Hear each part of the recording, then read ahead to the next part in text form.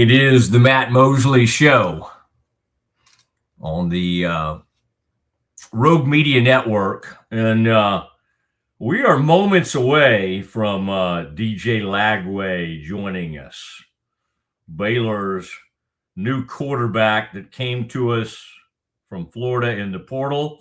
That's going to be fun. It's a fun way to start the show today. We got things going on in the in Indianapolis with the combine that I'll hit on a little bit later. And then Kevin, at some point, we can bring it up wherever we want.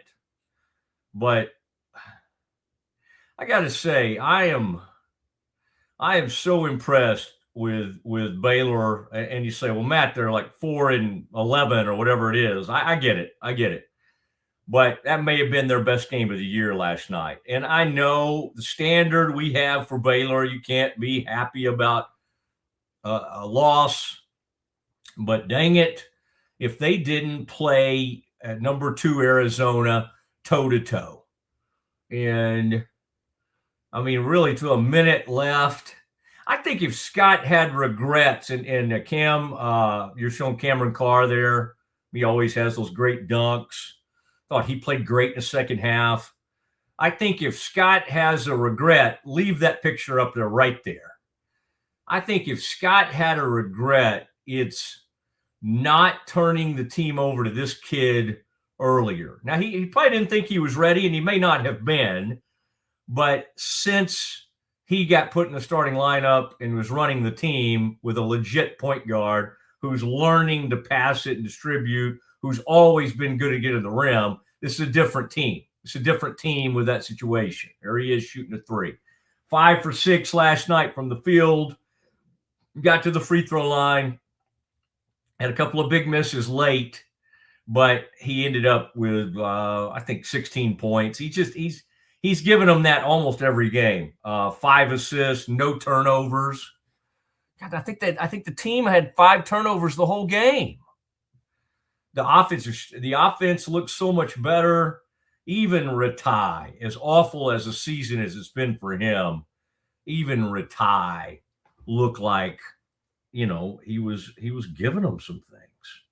And so I was excited. I mean, I know you can't be excited about, God, Kevin, you're on point today. Everybody I mentioned, I'm gonna have to just try you here. Caden Powell. Kevin, everybody I mentioned, Kevin puts them right up there on the screen. Yeah. The one I didn't get. Yeah. What about Yesufu? Tunde Yesufu. Hey, do you have any footage for me today? I love that. Golly, there's some stuff to show from that game. That was to use our buddy King McClure's favorite phrase. He's high-level shot. He loves the word high level, or that phrase. High level scoring, high-level shot making. Wow.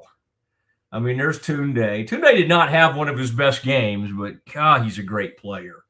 I mean, he really is. They did not, the things they didn't do. Why? They played great. But how did they get beat?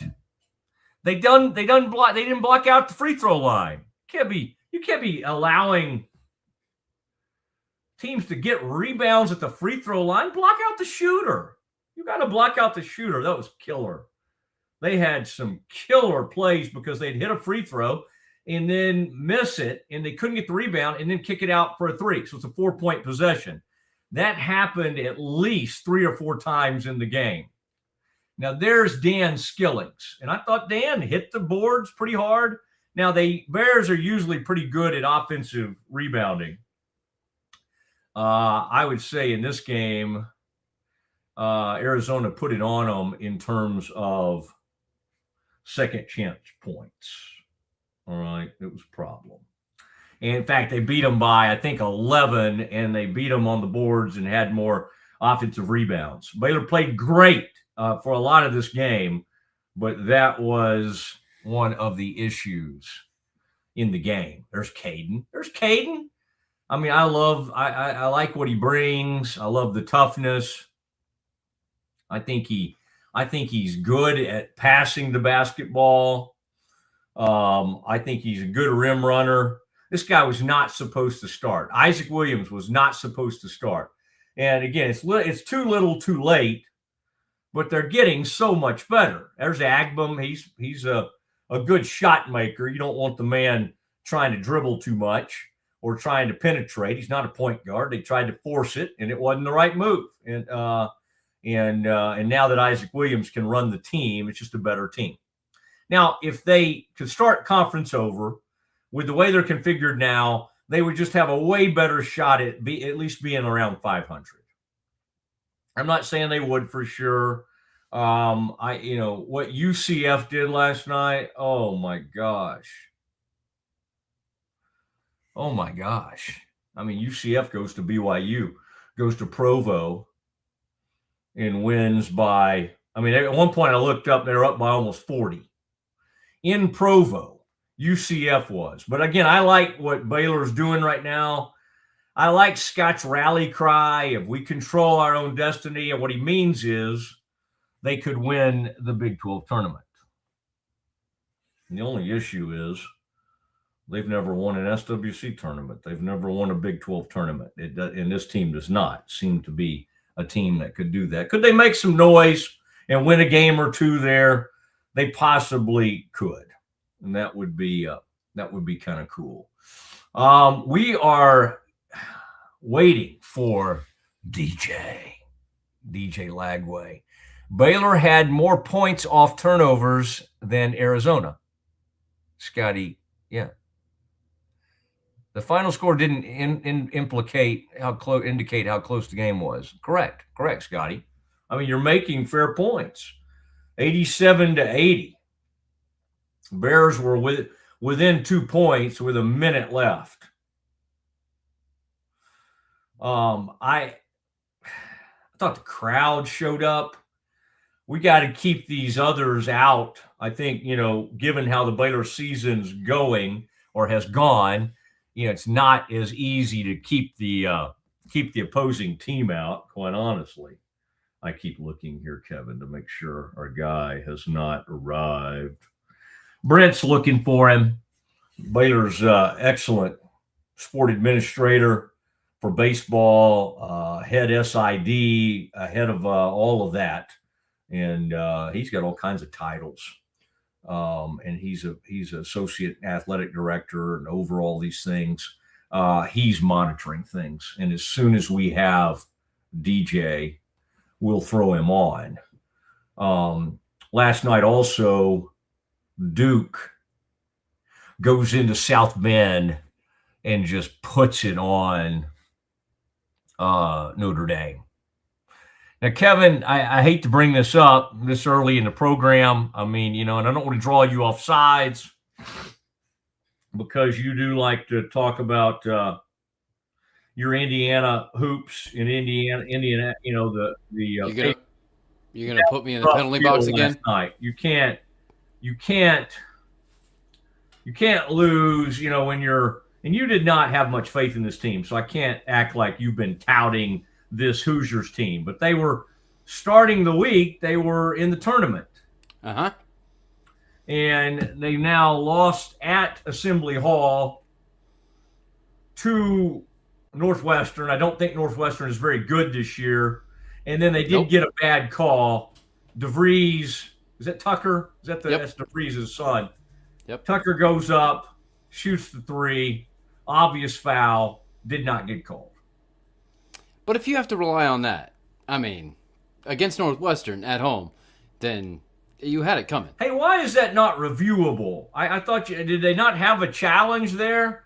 Feel like you should be able to use a challenge on that. Yeah, I think that it should go to kind of the NBA rules. If it's in the last 2 minutes, they should probably change this over the offseason.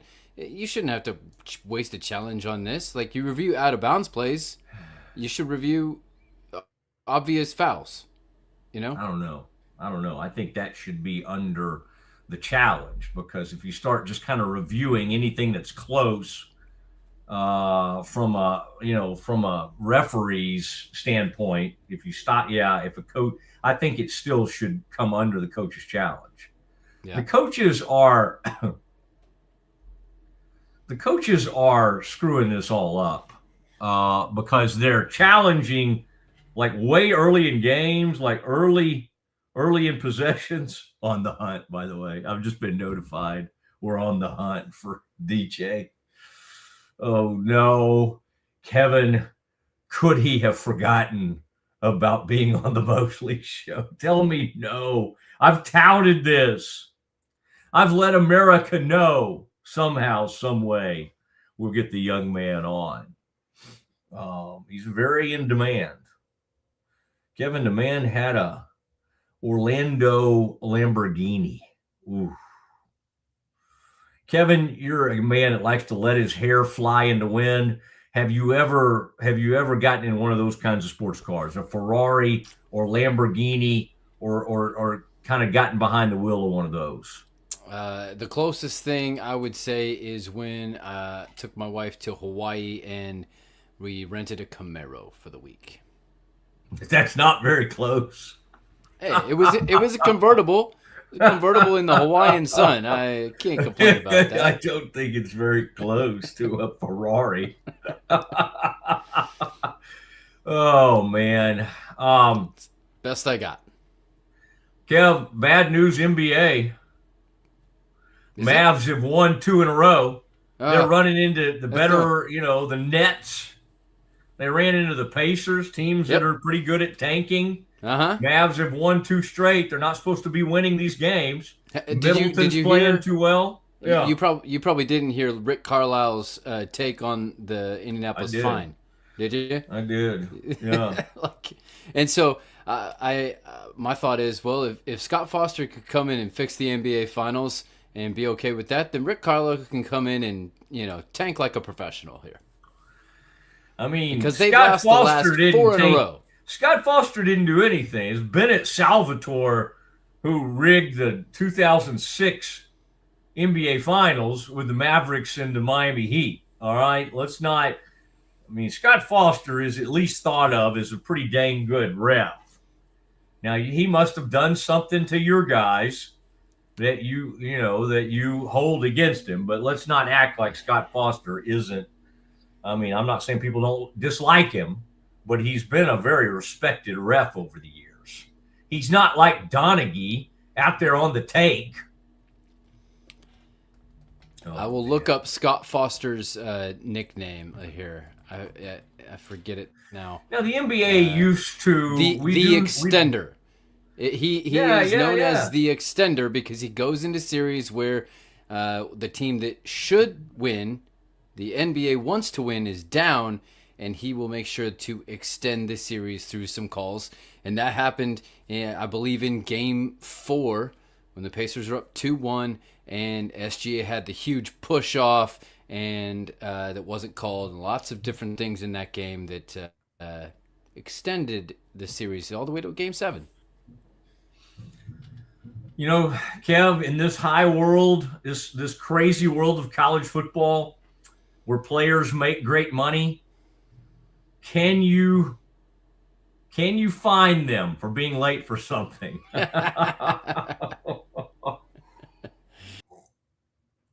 Oh man, no, hey, I'm excited about this. Even if I have to wait a little bit, I got plenty. You think I can't talk about whatever? Goodness gracious. What's happening at the NFL Combine? I'm gonna say, do you pay a kicker $10 million? The answer depends on the kicker. Kevin just brings up whatever he has a picture for. Kevin's just like, hey, I got Aubrey's kid. I got a picture. I'm going to bring him up. I like this, though. It's an unbelievable player. Unbelievable. And he does not want to be paid in the same realm as most kickers. And if you can kick like this, and if you have the percentage he has of 60 or longer field goals, then you should be able to completely change the market as a kicker. Let's not act like, oh my gosh, we got a prima donna kicker. This man backs it up. Brandon Aubrey. There he is. There he is. Whatever that is. I like that. That's what I do before shows. Just kind of measure. I'm getting the measure of this. Baylor had a kicker. I think what he's doing in this picture, he's asking for more money. Like he's like Jerry Jones. That's Johnny Manziel. That's the old. You're paying your quarterback $60 million and he hasn't done anything. You're paying two receivers potentially $30 million. And this man is the best, most consistent player on the team.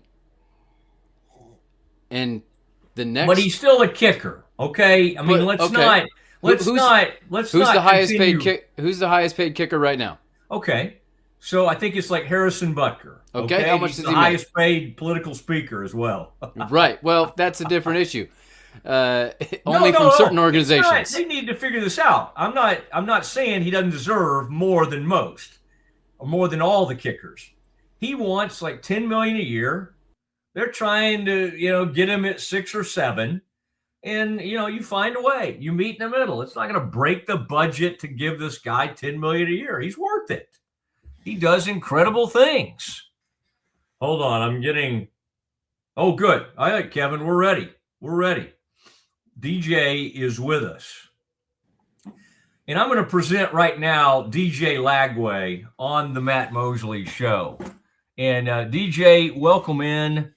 I've been excited to visit with you. Hope you've had a great morning. I don't know if you have been in class or watching film or whatever, maybe in the weight room, but welcome to the Mosley Show. I'm excited to have you. Yes, sir. Thank you for having me. I'm excited to be on.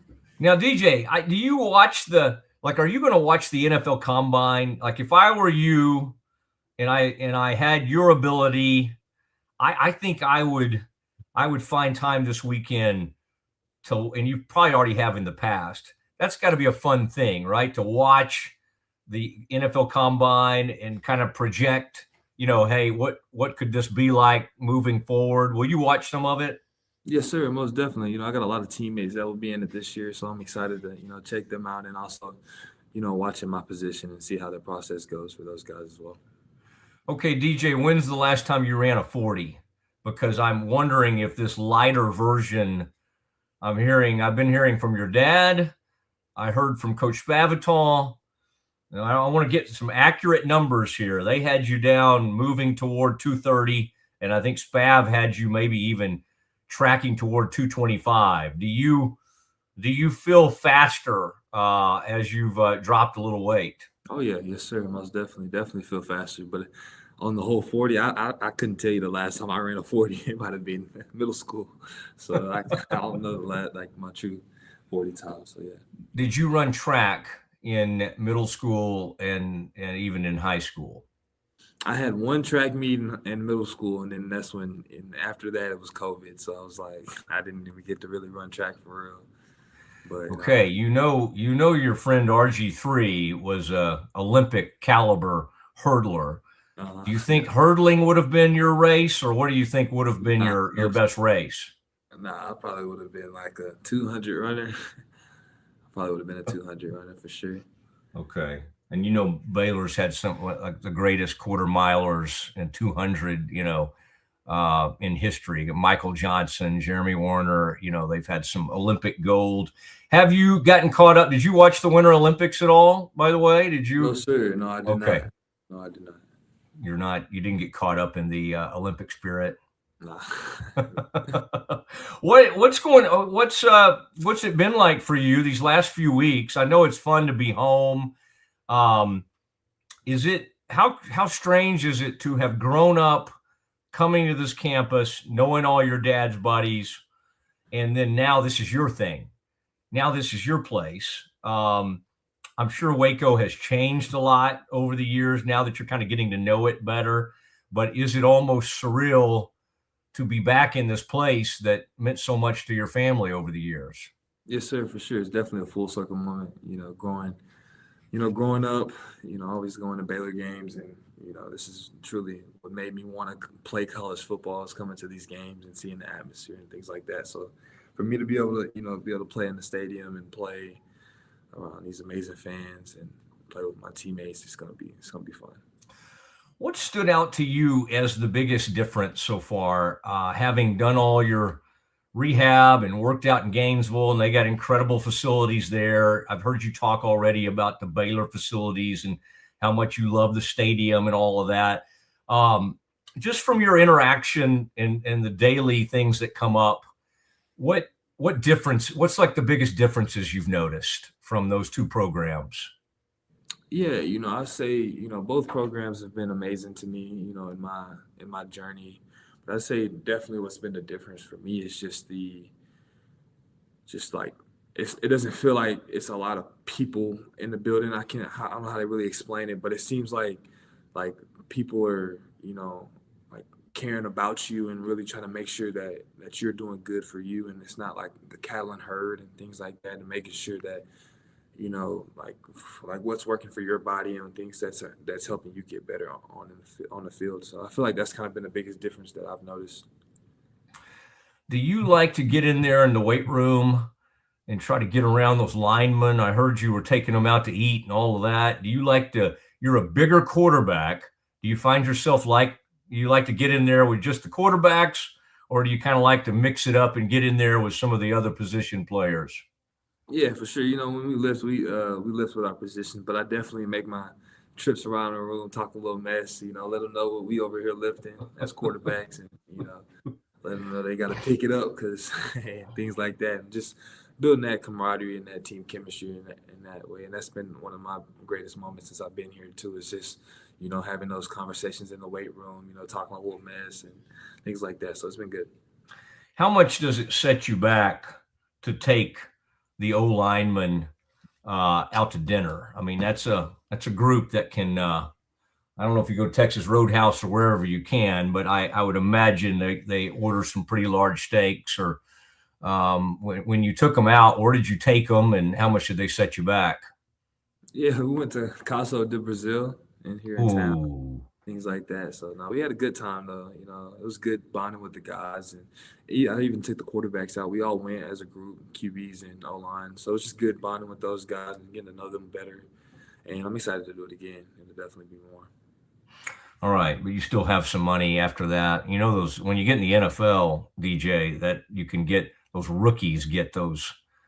Yeah, like we're talking like $50,000 bills, and that's where it gets a little rough. And so hopefully they treated you better than that.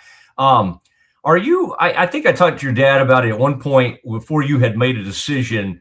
You were doing some work, and it may have been out in Gainesville, but you were working with John Beck, noted quarterback instructor. And he played in the NFL, played at BYU. For people that don't know him, I'm sure you've worked with others over the years. How did that go? And I'm just kind of curious, what was the biggest point of emphasis for you in doing that? No, yeah, it was good working with Coach Beck, on some things, and I'm excited to get down there to Cali sometime this spring or in the summertime, to work some more. But just learning different things, and even watching film with him, seeing how he sees ball, and kind of helping me, on different things. So I'm excited to continue to learn from him. And is it like footwork and different throws? What is his biggest point of emphasis?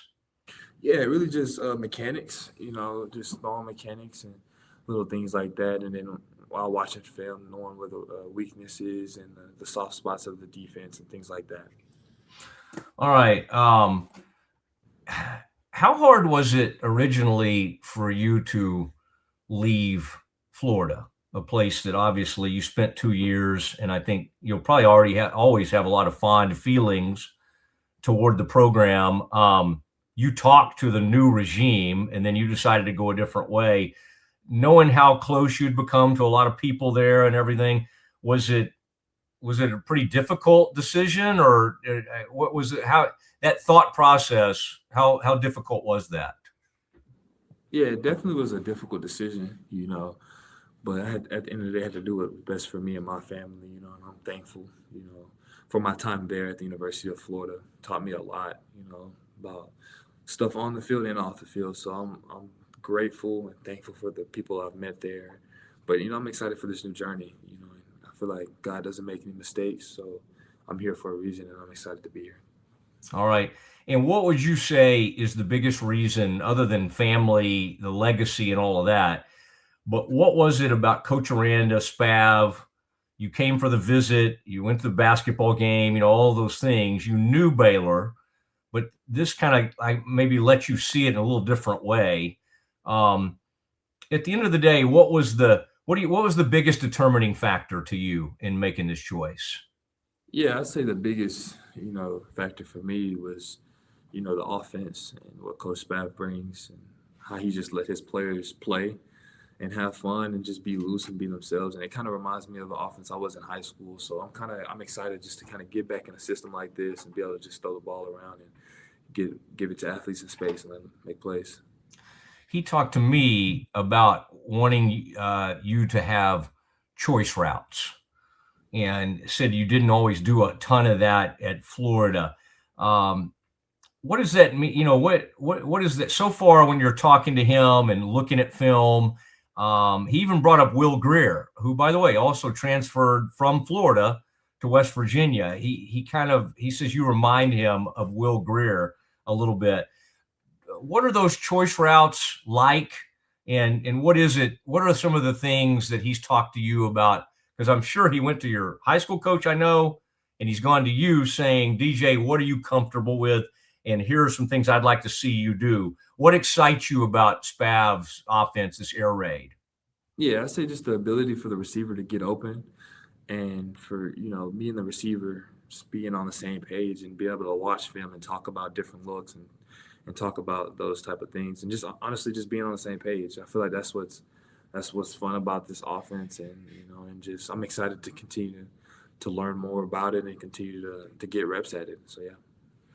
Is there an NFL quarterback or someone that you've looked up to and does Spav use cut-ups of some of his past quarterbacks to go, here's something I want you to kind of watch what we've done?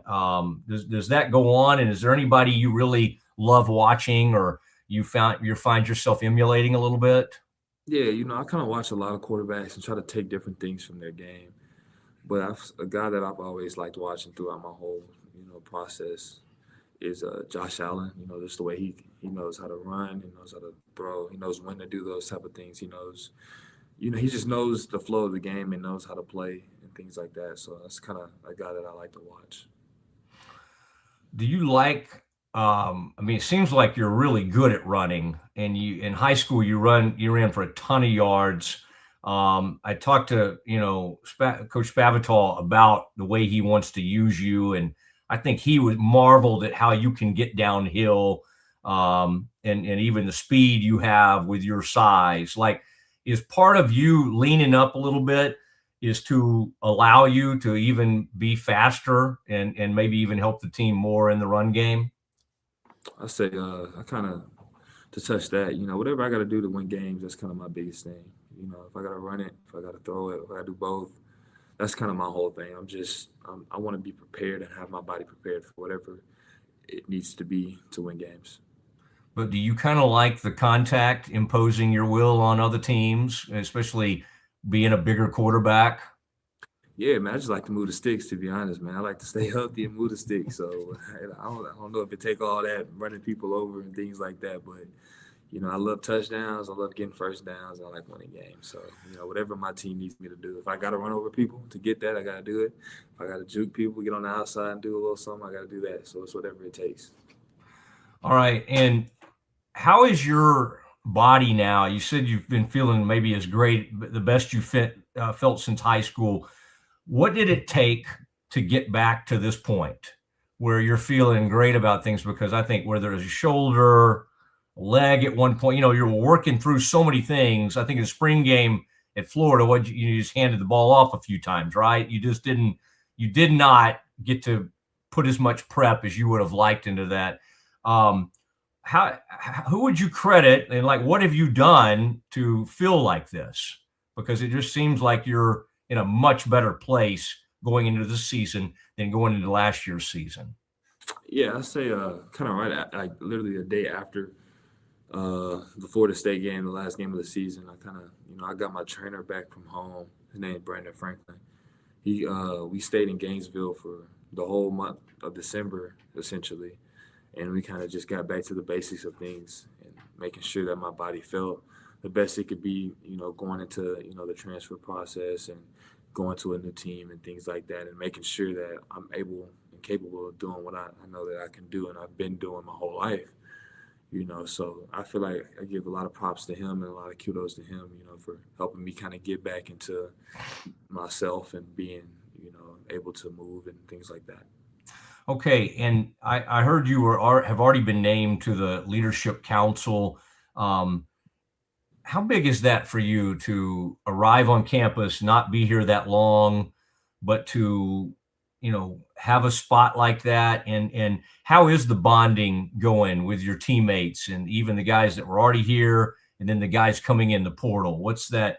And it sounds like, you're already taking them with you, maybe taking them back to Houston, taking them to work out with you. How big a process has that been? How important is that? Yeah, it's everything to me right now. Is being able to connect and build, off the field relationships with my teammates, and being able to, because that's at the end of the day, that's what matters, having that relationship with the guys and knowing that you're going to have their back and vice versa.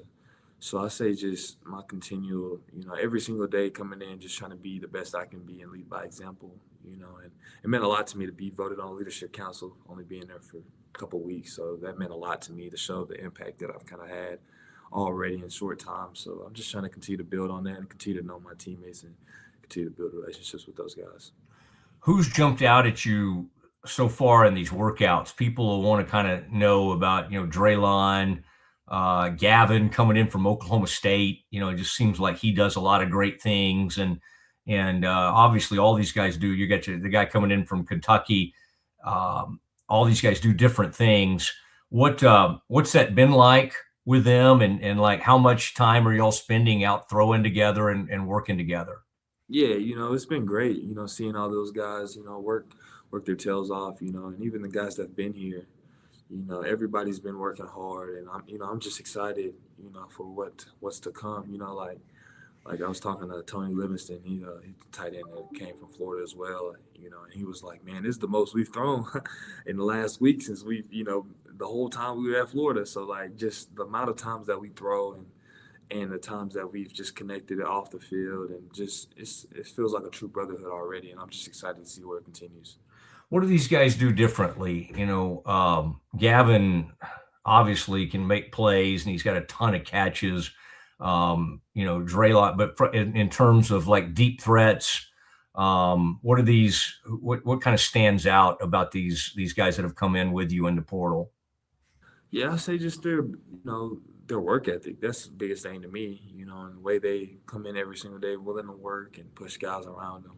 And that's all that kind of matters to me. And we'll kind of get more into that, during spring ball and when the pads are on, defense is out there, and see how guys are moving and things like that. But my biggest thing is how hard guys are willing to work. And, this has been one of the hardest working group of guys I've had in a long time. So I'm excited for it. Okay. And who at Baylor, who was the coach you would say you connected with the most, either on that visit? I've heard you talk about Coach Aranda and kind of what that's meant to you. But again, you kind of knew this program over the years. You've known Spavital for a long time. Is there any of these coaches or somebody around the program that really made like the biggest impact on you? Yeah, I say it's really just a cultivation of all of them, just the ability and the support cast, that I have, from the coaching staff, and just, I feel like it's a really good coaching staff, and I feel like everybody is aligned on the same goals, and I feel like I'm just blessed to be a part of it, this team, and I'm excited to go out there and compete and lay it on the line for everybody each and every day. Did that ever get old in Gainesville? You were extremely well known, and I bet you couldn't really go anywhere without people recognizing you. Can you function and move around Waco a little easier than that? I mean, now again, all it takes is you getting off to a huge start, and then everybody will be bugging you for autographs and everything. But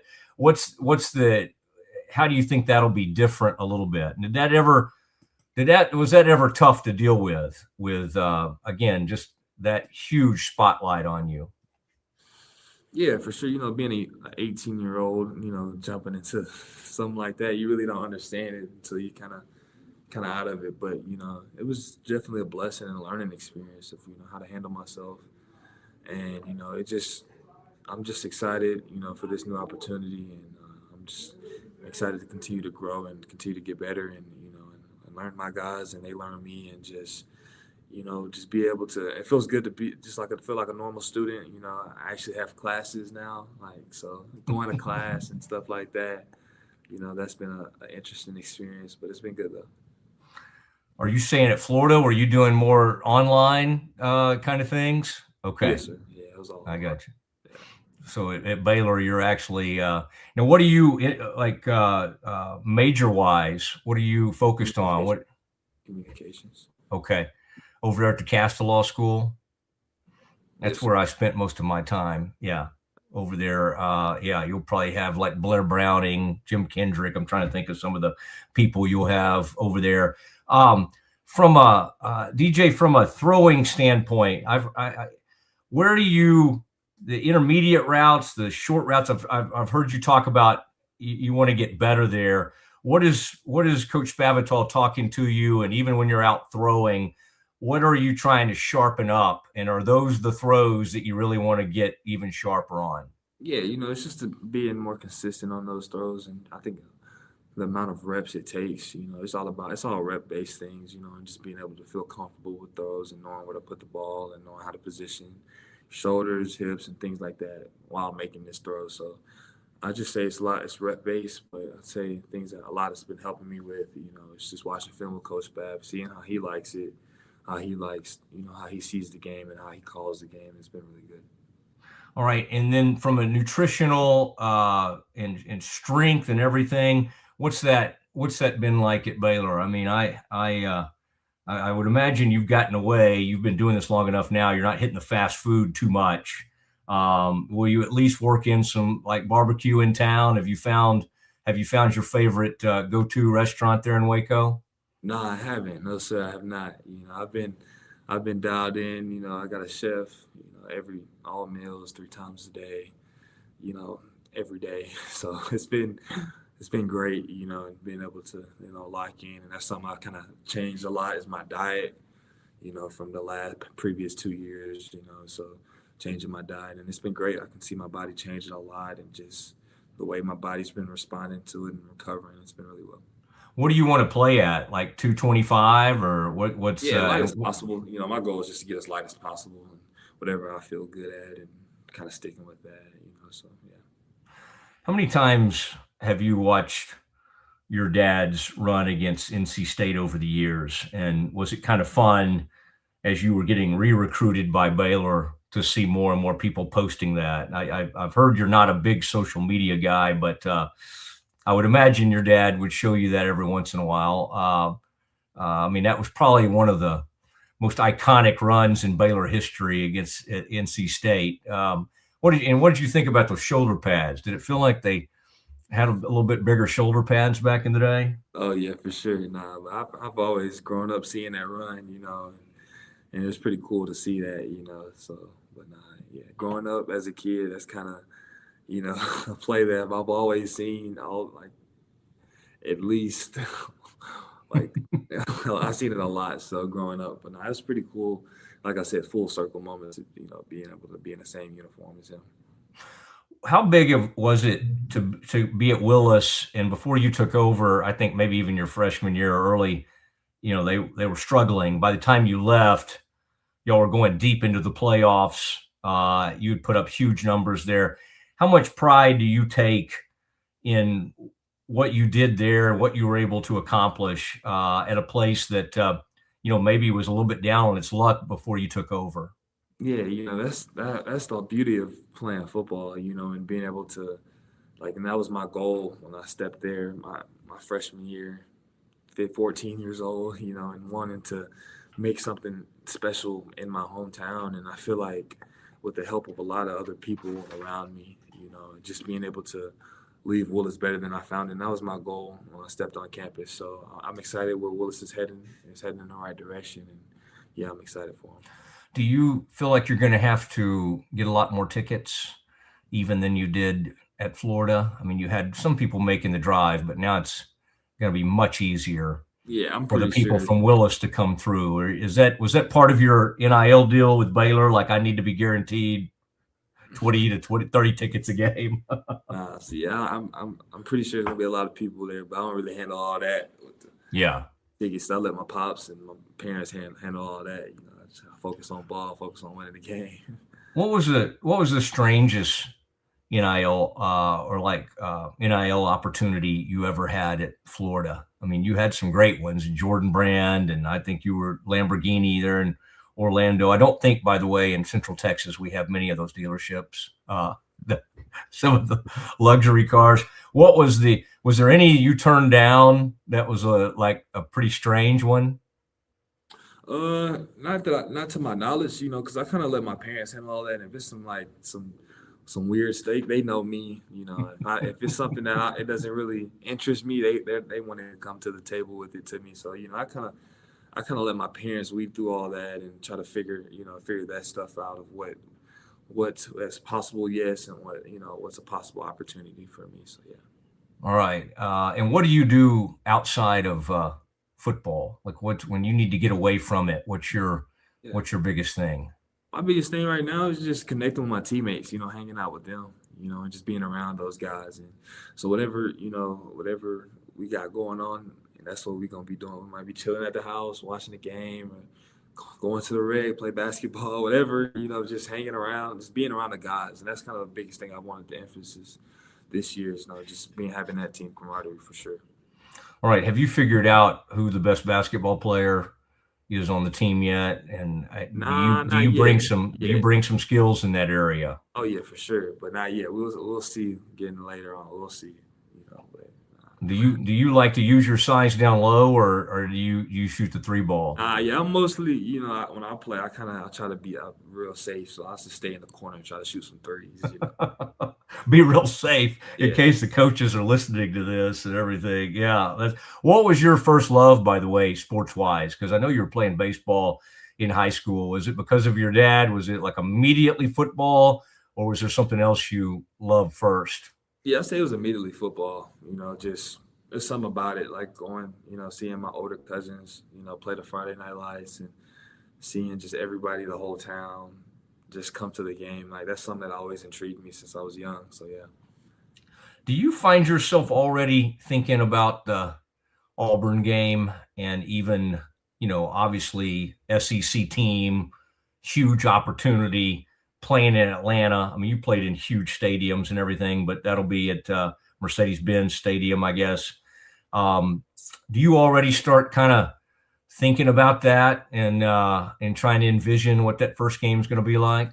Yeah, for sure. You know, I'm envisioning of how, you know, the season's going to play out, you know, but right now my biggest focus is just focusing on what we can control, and that's what we're doing every single day to get better, you know, and that's kind of my biggest thing right now.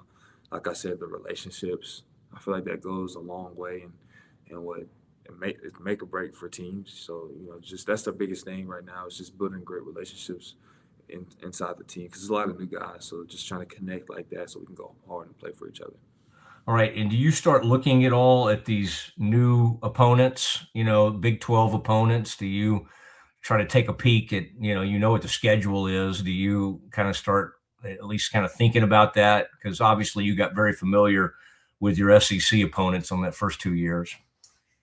Yeah, right now, like I said, it's like just focusing on us, focusing on our process, focusing on how we can continue to get better, and that's everything in the building right now. It's just focusing on how we can succeed as a team and how we can execute. All right, I saw you in person at that Texas A&M game in that first half. I mean, you were throwing some darts, and that might have been part of the season where you started feeling more like yourself and all that kind of thing. And, you know, that's an incredible, I mean, those atmospheres, it's kind of wild. I guess you kind of got used to it, didn't you? Was it when you first got in there as a freshman, did you have that, like, you know, eyes get wide? Like, was that pretty crazy, that kind of welcome to the SEC experience? Because you had a great run your freshman year, but still, I'm trying to think that first time. Now, your first game, as I recall, was maybe Samford, but like, what was that first road? What was your first road SEC game, and what was it like? It was versus Tennessee, and that was the one time like I've never really. Yeah, it was a night game too. I never really like when I was a freshman got big-eyed, but like that was the craziest environment I've ever seen. Like it was like 103,000. Like just you couldn't even hear yourself barely think. Like it was crazy, but it was a fun environment to play in. Okay, and who's the best cornerback? I know quarterbacks don't like bragging on cornerbacks, but like in this draft with the Cowboys picking at 12 and 20, I'm seeing Mansour Delane's name come up from LSU. You know some of these guys that are in this draft. Who was like the best you went up against? Best corner I went up against, I say definitely Delane from LSU was definitely. Oh, really? Yeah, he was really good. But it's a lot of good, defensive guys in this draft, and I'm excited to see where everybody ends up. It's a long process, and people had different stories and different goals and things like that, but they all ended up there. So it's a blessing to see that, and I'm excited to see where everybody ends up. Okay. And I heard you bragging on how beautiful the campus is, and I'm partial to Baylor as well since I went there. What's your favorite spot on campus? Have you found any place to study yet, or what's your favorite thing about the campus? No, yeah, I just like the river, like seeing it from the stadium, like every day. Like it's pretty cool to see that little view. That's kind of my favorite. My favorite spot right now. The facility, obviously, like that's like home to me right now. So I'd be up here all day. So it's great. All right, did Coach Aranda take you out on that pretty view, like outside of his office? You know what I'm talking about? That's kind of that's kind of a nice thing. Yeah, it's fun to talk to you, and this is going to be very exciting. How much would you say you spend a week watching film these days? Like, is that like a daily thing? And do you find yourself watching it on your own, or do you like to be with Spav or Rhett or whoever? How does that usually work? Yeah, it's definitely a daily thing. I do a little bit of both. Watch with Coach Spav, Coach Holcomb, and by myself. Just trying to get countless reps of trying to learn the plays and things like that. Okay. Did he show you any Mendoza film since he coached him? Yeah. Were you watching the national title game when he had that the iconic run there on that quarterback? Yes, yeah. All right. Well, Baylor fans imagine you'll do that at some point. You might just you might take off like that. Well, I appreciate it, and it's great to have you as part of the program, and it just sounds like you're a humble guy, even though you've gotten a lot of the attention. The last thing I had for you is it sounds like you didn't even realize how much was going on. Like when you were taking those trips and all, you didn't realize the whole Baylor social media and everything was lighting up and going crazy. Like, oh no, he's going here. Did you have any sense of that, or did you really not? No, sir. I didn't, I really didn't. Okay. It was a surprise to me when I heard about it.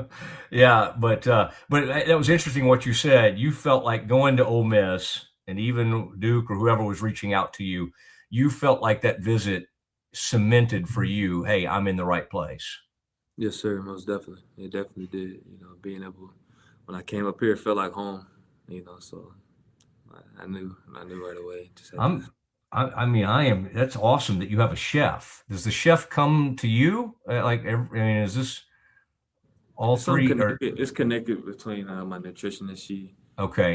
She does an amazing job, and hooking me and him up and things like that. So it's been great. Okay, I need to get the Lagway plan. Is it salmon? Lots of salmon. What's the favorite thing that the chef makes? A little bit of everything, really. You got chicken, salmon, steak. A little bit of everything, but I say I like the chicken. Chicken's the best. Okay. Well, I appreciate it, DJ, and thanks for doing this. And look forward to seen you in person, and I can't. You can't imagine how much I was bugging your dad as you were trying to make your decision. I'm an old newspaper guy, and so I was asking a lot of questions For sure. and trying to get it. But I'm so glad you made this decision, and it's great to have you on. Yes, sir. Appreciate you. Thank you for having me.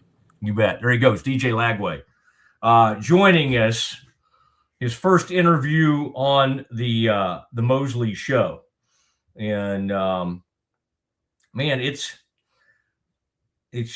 hard to imagine the pressure, and thinking about a couple of years ago, Kev, where 2024 recruiting class, number one recruit in the country. And it sounds like he takes all that in stride, but he's dealt with that ever since he was like a sophomore or junior in high school. And it's a lot. And at an SEC school, it's an unbelievable thing to kind of carry around and deal with and everything. And it sounds like he's handled it beautifully. But what he does is he gave Dave Aranda and Jake Spavital and this whole staff that was in a state of flux, and it went through a lot this past season.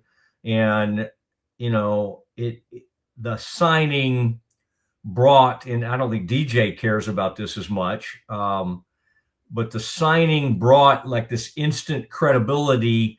And it was kind of like, wait, he wants to go there. He wants to go be a part of that. And someone of that level, it's kind of galvanized the program. And I think it probably has played a role in some of these receivers coming. And so he's got a lot on his plate, but I think he'll handle it well. And I don't think you can just tell, I don't think he thinks that highly of himself, even with all the accomplishments and sort of the way he's been treated. Although I don't know if every player has a chef. I certainly would. Oh, that would be great. I desperately need that. Okay, Kevin, we'll talk more about that as we move on. Let's do some Campus Confidential. And we got huge college basketball to react to, and we'll do all of that next. As part of Central National Bank's partnership with Baylor Women's Basketball, we asked Coach Collin to take a shot at improving the efficiency of our drive-thru.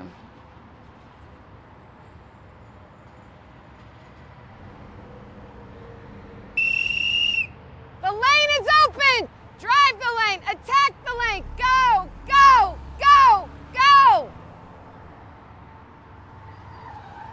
We have a few kinks to work out. Is this what you had in mind when you invited her? No. I think you should say something to her. Me? Let's make Craig do it. Okay, yeah. You're gonna take this canister and you're gonna shoot it up. Be all right. Be all right. Just be confident. Hey, Coach. Can I have a word with you? Craig, not right now. I'm with a customer. Okay. Central National Bank, proud partner of Baylor Athletics and Baylor Women's Basketball. The selection here at Allen Samuels is great. They have a wide selection of vehicles. They go anywhere from a car to an SUV to a truck. I'm more of a car person myself. That's why I got the Chrysler 300 last. But my wife is looking for an SUV, which they have a lot of choices at. Anybody that's looking for a vehicle, I would recommend Allen Samuels. Like Allen Samuels always said, Waco has a lot to offer, and so do we at Allen Samuels Dodge, Chrysler, Jeep, Ram, Fiat. Come by, let's be friends. Enjoy a quiet atmosphere with beautiful river views at the Brazos Landing, located in Waco along the Brazos River across from McLean Stadium. Enjoy homemade dishes like shrimp and grits, chicken piccata, braised short ribs, prime New York steaks, and more. Plus, enjoy a delicious dessert like creme brulee or key lime pie. Open for lunch and dinner Tuesday through Sunday.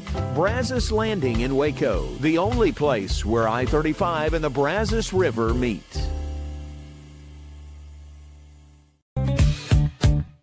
With Ease US, make studio quality voiceovers for your videos online in over 149 languages and dialects. Never been easier to create professional grade videos and voiceovers. Try it today at easeus.com. That's EASEUS.com.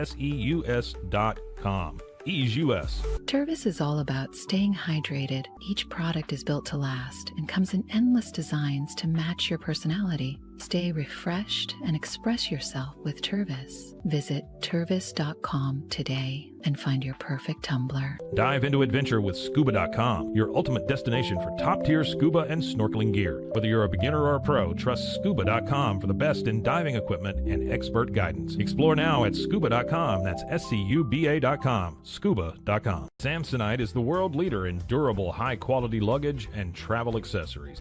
Travel with Samsonite and pack confidence every step of the way. Shop now at shop.samsonite.com. Samsonite.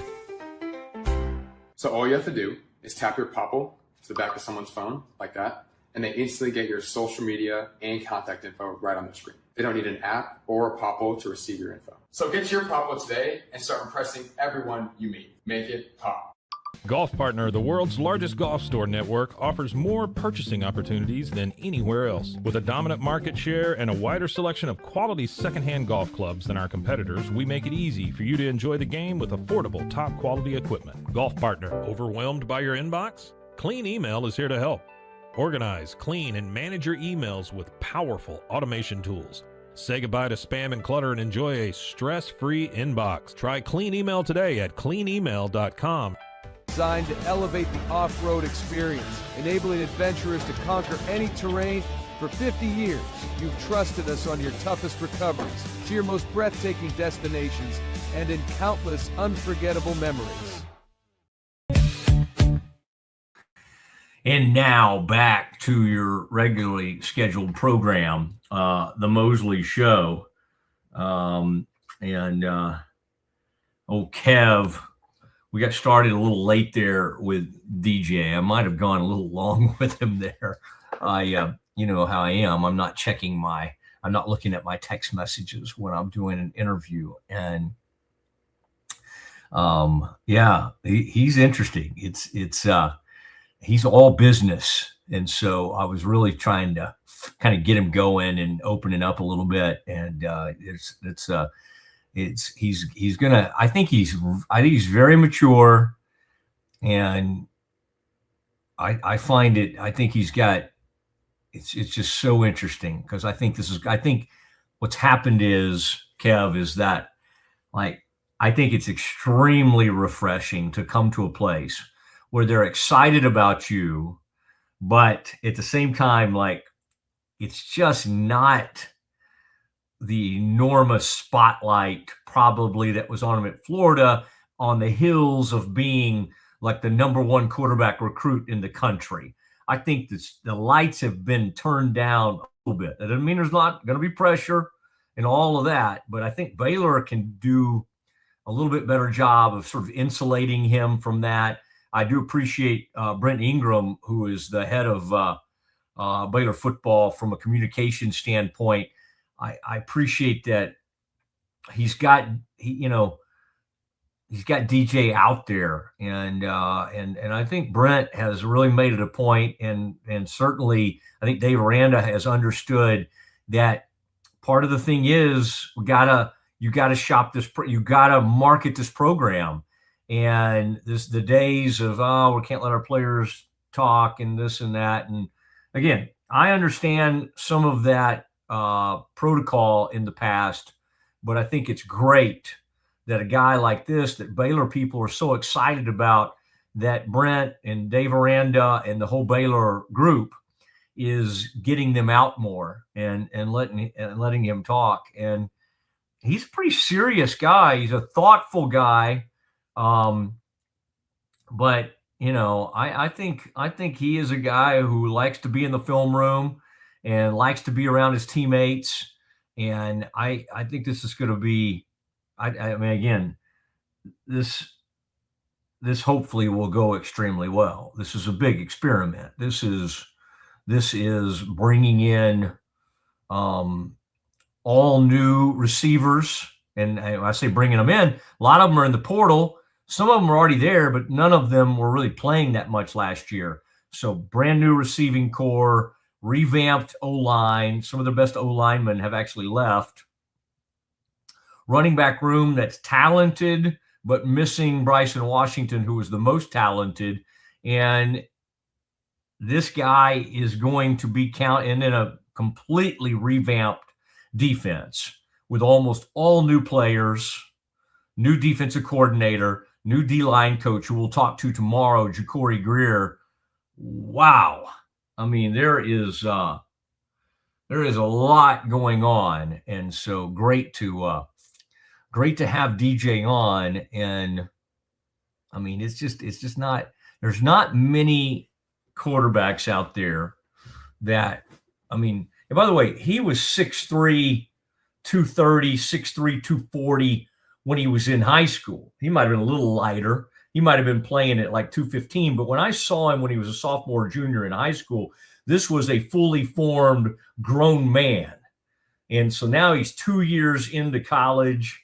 And, you know, you can kind of understand. I don't think he probably wants to get back too much into all the Florida. But, I mean, you know, you've got Florida with a new coach at the time.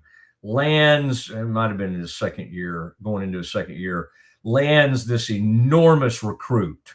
And, you know, that was supposed to basically hopefully keep Billy Napier afloat.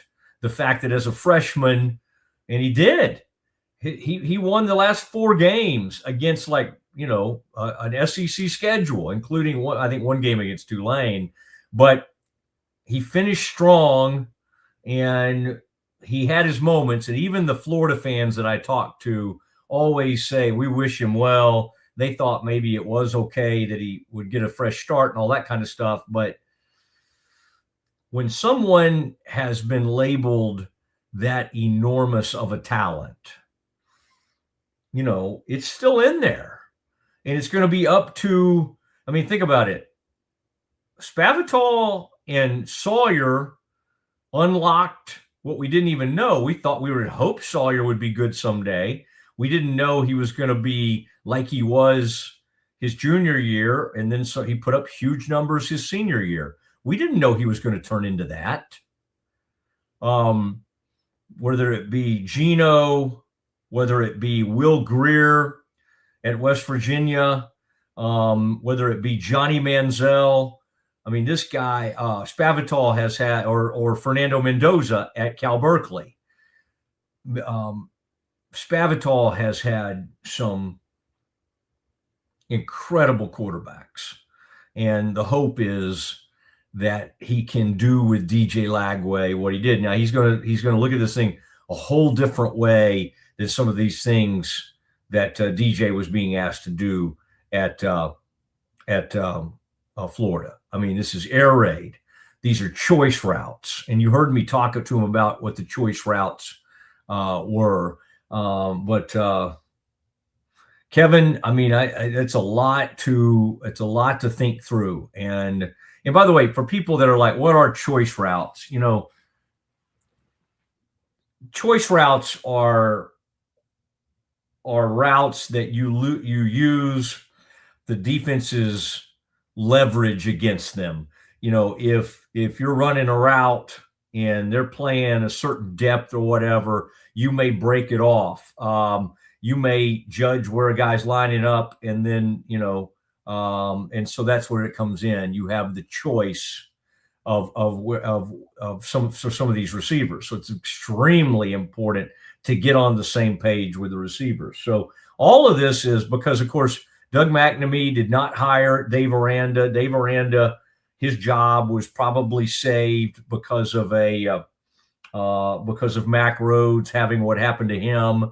And so they need not only for Joe Klanderman to come in and flip this defense, but they need Spavital to take this quarterback and take this offense, and they need to win, you know, 7 to 9 ball games this year to keep this thing going. And if not, it'll be a whole new crew in.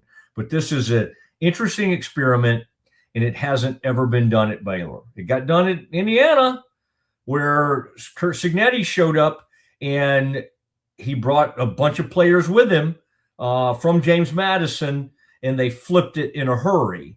But now this is not a new coach doing that. This is not Eric Morris at Oklahoma State. This is the old coach trying to flip it, what has been a program that has struggled under him. And we'll see how it all shakes out. So really interesting discussion.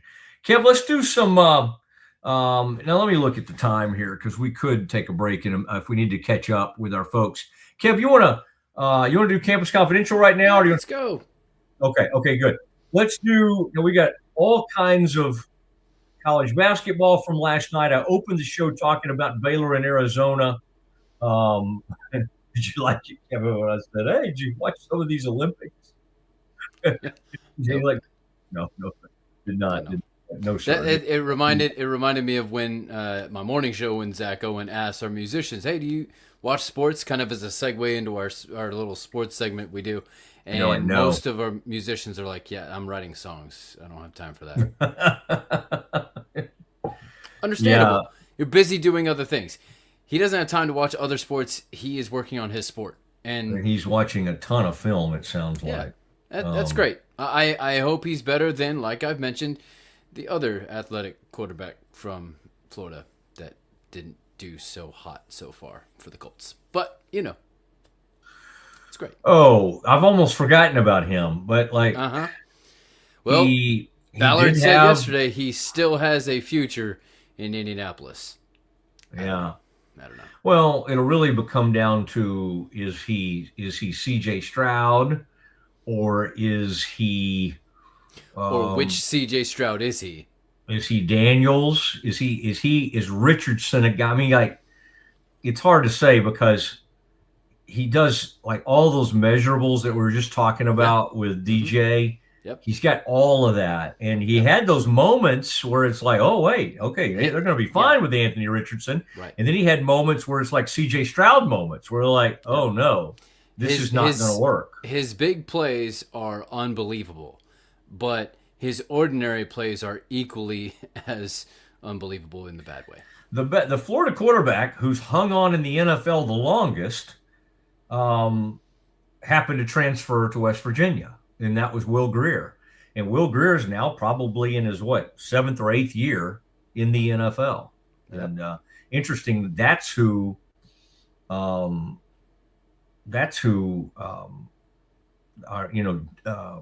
Coach Bavataw compared DJ to. He just thought he had some similar things to him.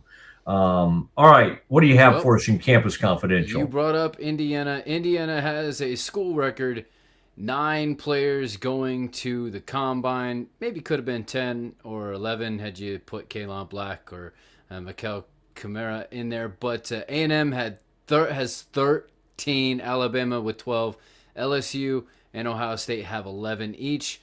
But the question is, with Fernando Mendoza and several players over the past few years choosing to not participate in on-the-field workouts anymore, what is the real value of the combine right now? Well, I still think that the old school scouts, and there's still a lot of them, I don't think they hold it against people for not throwing and waiting to run or throw at their pro day. But they do give, I think, some extra points to the guys who do show up and work out. Again, if it's Fernando Mendoza against like Simpson and one guy worked out and one guy didn't, it's still going to be Fernando Mendoza. Because and I think that's in Fernando's defense, and maybe some of the defense of like Marvin Harrison or Caleb Williams.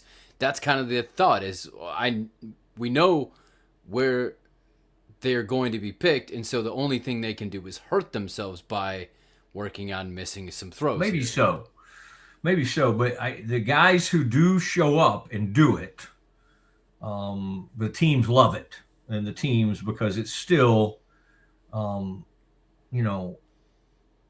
it's a place where I think that's the most fascinating part of it. For like an Arvell Reese or a Sonny Styles, if they work out, all it'll do is kind of confirm what we think. Like that tight end, if he works out, that could go in the first round from, where is that kid from? Kenyon Sadiq from Oregon. Yes. Yeah.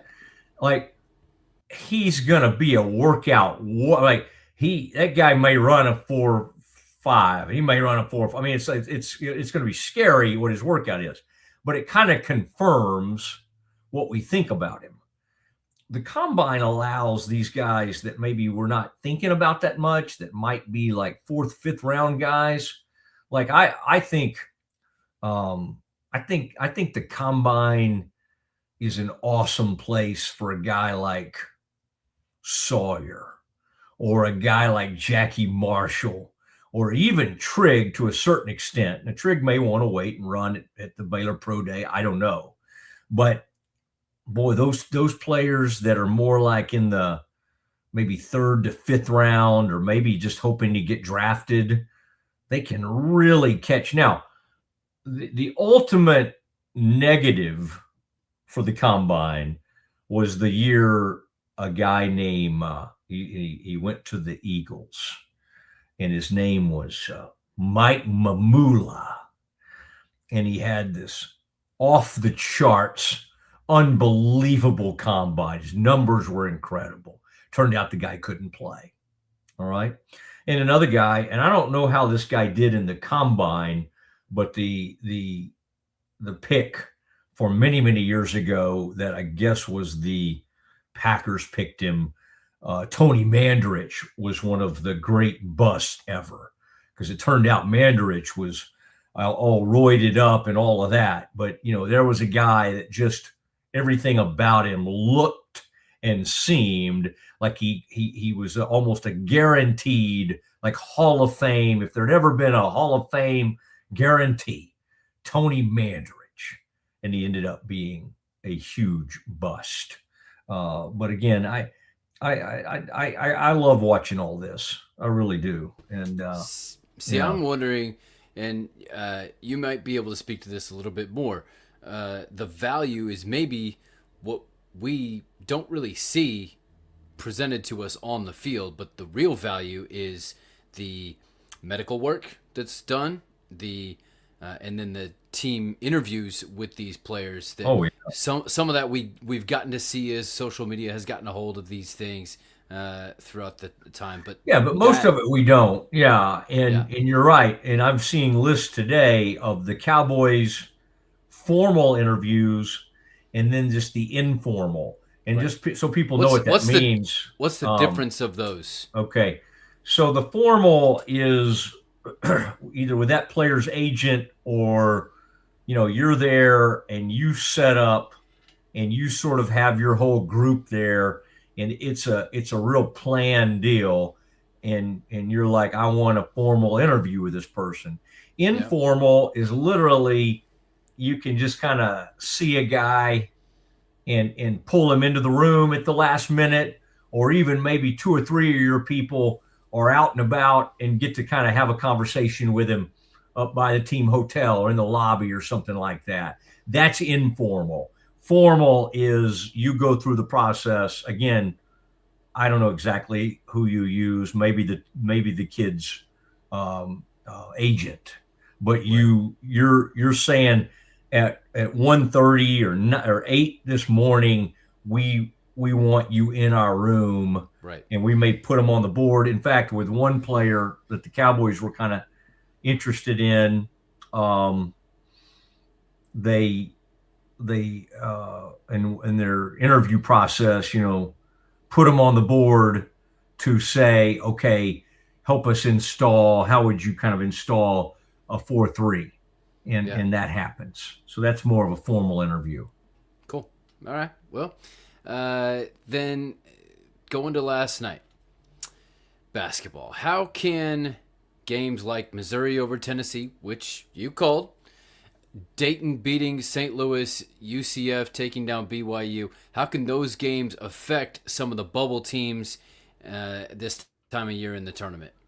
Big. I mean, they're all big. I mean, I think now, like what UCF did to BYU and just blew them out of the gym last night in Provo, that's one of the most shocking outcomes I've seen this season. I was kind of why I'm like, well, surely they'll come back at some point. I turned it back over there, and I swear it was like 68-34 or something. I mean, it was like, they were drilling them. It's 68-38, and so I think UCF has proven itself as a legit 7 or 8 seed. I maybe a 9 seed. I don't know, but they're 8 and 7 in the conference. I think it probably hurts BYU. They lost a player, but they still shouldn't be getting blown out at home. Now the final score was almost like 13 to 15 points or something like that. But wow, that was crazy to me. Yeah. But sure, that stuff, anybody that's kind of on the bubble, like a Mizzou, that Dayton. Wait, who lost to Dayton? I wish I had called that, because I kind of felt like I had just seen who Dayton's coach is, and he's an old familiar face, and I can't think of who it is now. I had just been seeing, and somebody said, "Oh, this is the coach at Dayton now," and I'm like, "Oh yeah, I remember this guy." And I think, I don't know. What hurts the butt? Yeah. Okay, here's the context that it came up in. The Team USA 18 and under team is going to, the head coach of that is going to be Anthony Grant, the former coach at Alabama. His assistant is going to be Nate Oates, the current coach at Alabama. So kind of interesting how that's worked out. Scotty B checking in. BYU is a round of 64 exit potential. Absolutely, because they're playing themselves down to about, a 6 or 7 seed, maybe worse, and they could easily get bounced in the first round. What a pathetic performance at home. And I think we have to ask ourselves, is that BYU just being awful and not performing, or is UCF really good? And I would see it's a little bit of both. It's a little bit of both. UCF had a player it wasn't a fluke. They just came out and just crushed them. At halftime, it was 52-28. Goodness gracious. What a joke. At halftime, Baylor's up by 7 over the number 2 team in the land. Baylor's up 41-34 over a really good, that point guard, Jaden, for Arizona. Oh my gosh. And then that Braden Burries. Oh man. That was scary. That dunk he had, and I'm trying to think who was under. I loved what Cam said after the game, Cam Carr. He said, "I wish Braden Burries had tried to do that over me." Now the guy you're showing there is Jaden Bradley, the point guard. He had an unbelievable game. He had all these threes. He was like 5 for 6 from 3, 25 points. Burries had like 25. Those two were just incredible in that game. And Burries had that dunk. It might have been Ratai, Skilling. I don't know who it was, but they tried to kind of go up with him. Yep. And Burries just posterized him. That was a top 10 for sure this morning on the Sports Center. Yeah. But it could have been Baylor's best game. That was awesome. They played great, and they just didn't. They gave up too many second chance points, and they didn't block out on the rebound. And as Scott said, that is unforgivable, because it was like not blocking out the shooter. One time the shooter got it.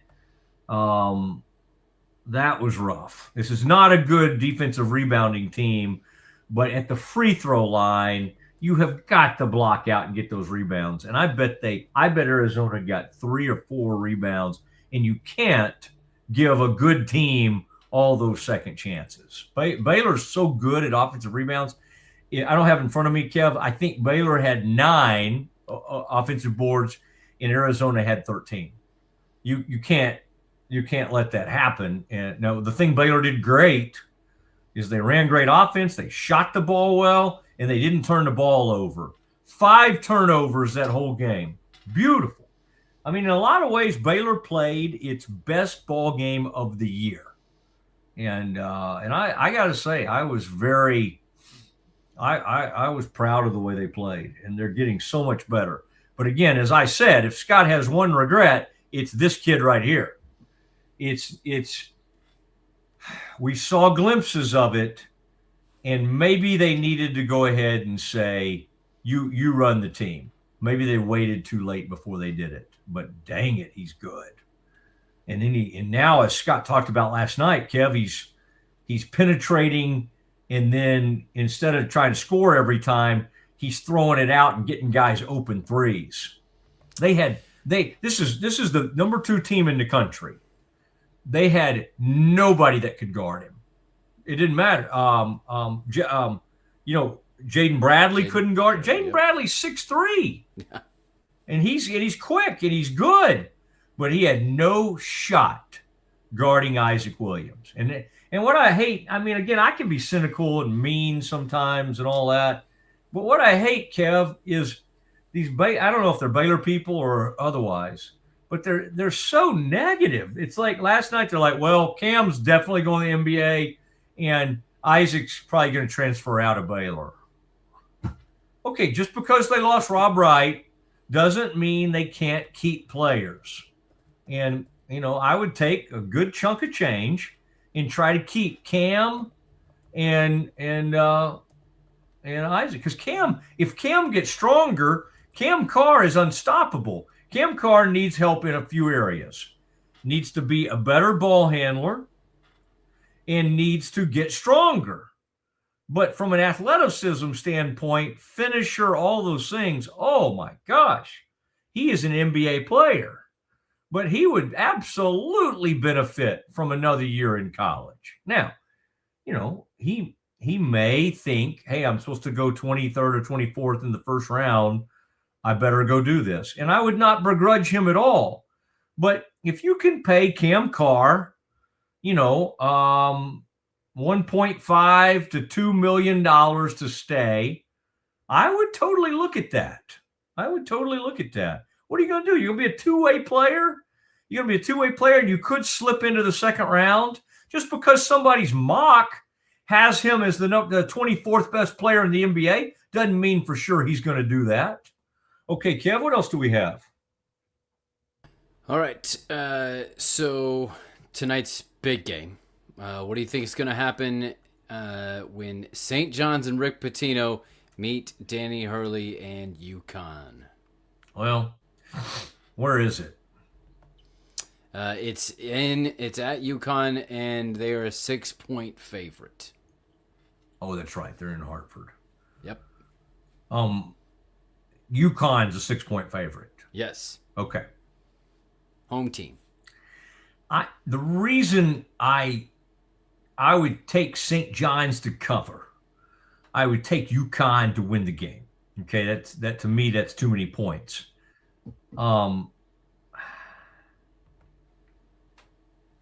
Kev, UConn had a weird loss recently, and I think it was maybe to Creighton.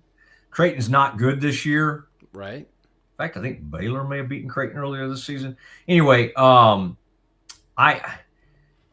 think, and I love this morning, by the way. I'm glad you brought this up.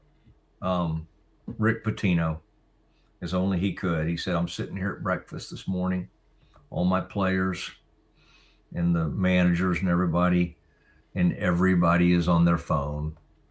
Everybody's on their phone for breakfast. He's like, I will be talking about this to my team. He was mad that everybody was on their phone eating breakfast. He wanted conversation to be had. This is a good game. This will be a fun game. Do we have any Big 12 action tonight? Wednesday night? We usually do. I don't believe. But a lot of stuff happened on Monday and Tuesday. By the way, Kevin, something I'm right. Take a peek at that if you don't mind. But yeah. I'm right about something. I tried to tell people, sleep on Grant McCaslin at your own risk. And everybody was talking about Cincinnati because they went out and killed Kansas at Fogg. Tech put them down last night, and the Christian Anderson had 31 points and 8 rebounds and about 5 or 6 assists, and Atwell had 12 points. This 3-guard offense is pretty dang good. Like, anybody who gave up on Tech when JT Toppin went down, they just don't understand how good a coach this guy is. All right? So I would not – I mean, now, are they going to win the national title? No. But people keep forgetting that the NCAA tournament is a guards tournament. I mean, if you got guards, if you got great guards, you got a chance. And Tech has Anderson, Atwell, and Petty. They're good. They're good. By the way, I watched a little bit. There's some freshman that doesn't get enough attention from Iowa State. I like this kid. They were playing like Utah last night at Utah. Utah's not any good. But I love this freshman from Iowa State. And he's not a prototypical great three-point shooter or even a great scorer. But that sucker will guard your rear. I mean, he will get after you, and his name's escaping me right now. I love that kid. I don't know. America does not know what to do with Iowa State. I don't think. I think Torrey. No.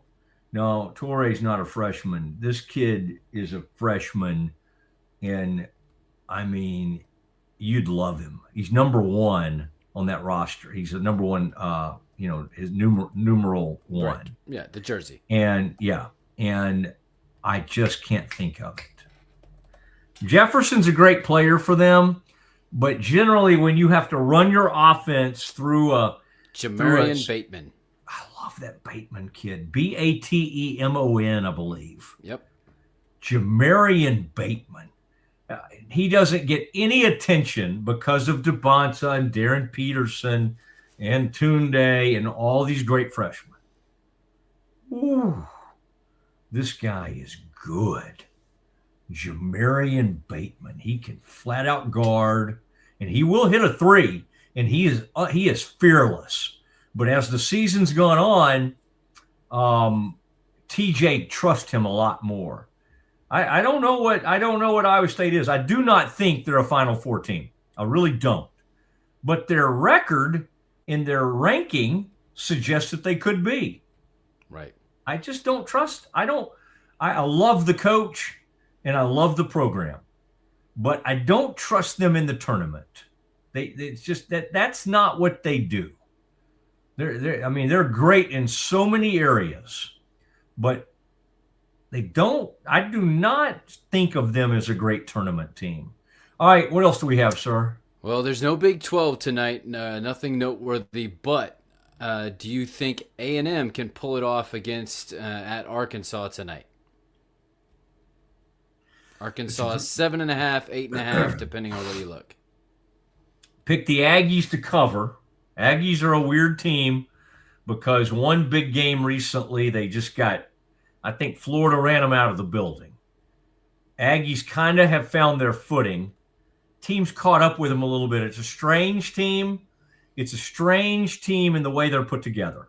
But a good team. Give me Aggies to cover, Arkansas to win. That's a tough environment, the Bud Walton Center, or whatever they call it, Bud Walton Arena. That's a tough place. Acuff is probably going to bring his game. What's that? Acuff will probably bring his game too. He's awesome. Yep. He's awesome. All these freshmen are great. Kev, the sophomores, somebody put a list together of like America's top sophomores. It's crazy. Like the sophomores are great. Do we count Cam as a red shirts? He spent 1 year and a half at Tennessee, but I thought he redshirted, so he's a redshirt freshman there. Then he came to Baylor. Is he a redshirt sophomore? Is he a redshirt junior? I don't know. Thinking about Cam Carr, but if I were Cam Carr and his agent, I would think seriously about bringing him back because he is a borderline brilliant college player. Like next year, he would be first team All Big 12 going into the season. He is a guy who's going to be on a two-way contract in the NBA. Nothing wrong with that. No shame in that. But like Baylor's had some guys that have done that, never to be heard from again. Okay. Yeah. Cam's listed as a redshirt sophomore. Okay. Like then Flagler should have come back. Kendall Brown should have come back. Quincy, not AC, the other Quincy. Quincy, he was a good player, but he left us. He did a one and done, and he wasn't Quincy Miller. He wasn't ready for it. And he never really made his way in the NBA. And when I say really, he just never did, period. Okay, Kev, do you have any more? This has been a really good. Yeah, we got. I got one more game question, and that is: can Texas topple Florida in Austin tonight? Florida is a 6.5-point favorite at the Moody Center. Give me the home team to cover. Give me Florida to win.